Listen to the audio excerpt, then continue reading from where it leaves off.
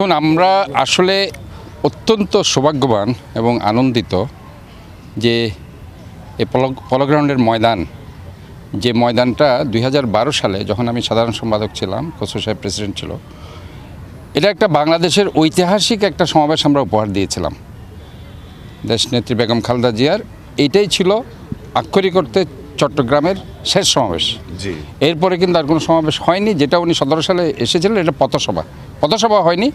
উনি সরাসরি রোহিঙ্গাদের দেখতে গিয়েছিলেন এবং ওটা শেষ করে চলে এসেছিলেন। পথে মানুষ সদস্যরাও ওনাকে অভিনন্দন জানিয়েছিলেন। তো এবার আমাদের 2005 সালে তারেক রহমান, আপনারা জানেন, আমাদের সম্মানিত চেয়ারম্যান আমাদের জাতীয়তাবাদী দলের, উনি শেষ সমাবেশটা করেছিলেন লালদিঘির ময়দানে 2005 সালে মেয়র নির্বাচনে এসে, এবং মীর নাসির সাহেব তখন মেয়র নির্বাচন করেছেন। এবং এরপরে আজকে প্রায় আপনি বলতে পারেন যে 21টি বছর পার হয়ে গেছে।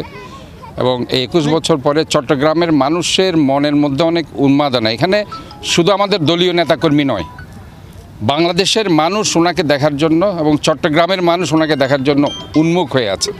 এবং চট্টগ্রামবাসী ওনাকে সাদর আমন্ত্রণ জানানোর জন্য অত্যন্ত অধীর আগ্রহে অপেক্ষা করছে। আপনারা উনি যখন স্বদেশ প্রত্যাবর্তন করেছিলেন ডিসেম্বরের 25 তারিখ, অর্থাৎ ঠিক 1 মাস পরে কিন্তু উনি চট্টগ্রামের এই সমাবেশটা অত্যন্ত গুরুত্ব রাখছে। 25 ডিসেম্বর 2025 ওনার প্রত্যাবর্তন দিবসে উনি কিন্তু জানান দিয়েছে ওনাকে কি পরিমাণ মানুষ ধারণ করে ভালোবাসে এবং ওনার কাছ থেকে মানুষ কি প্রত্যাশা করে।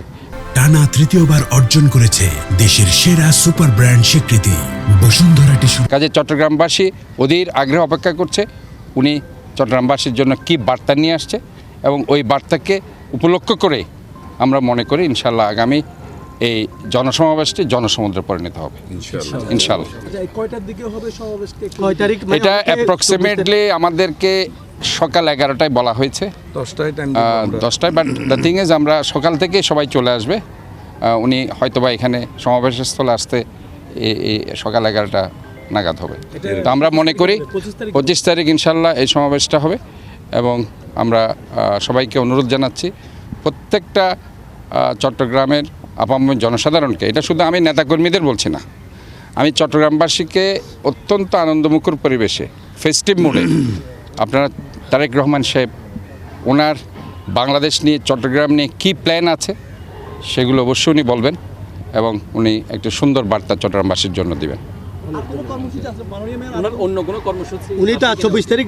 উনি 24 তারিখ রাত্রে, যেহেতু আমরা একটা বার্তা শুনছি, উনি হয়তোবা ফেনী, নোয়াখালী হয়ে, মিরসরাই হয়ে ফাইনালি উনি সীতাকুণ্ড হয়ে এই চট্টগ্রামে ঢুকবেন।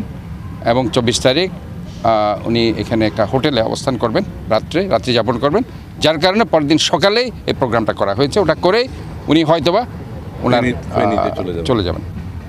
মানে প্রোগ্রামটা এখনও সাজানোটা, উনি কি বাই রোডে আসবে নাকি বাই এয়ার আসবে এখনও সুনির্দিষ্টভাবে সেটা বলা হয়নি। তবে 24 তারিখ রাত্রে উনি অবশ্যই চট্টগ্রাম অবস্থান করবেন এবং 25 তারিখ উনি সমাবেশ করবেন সকাল।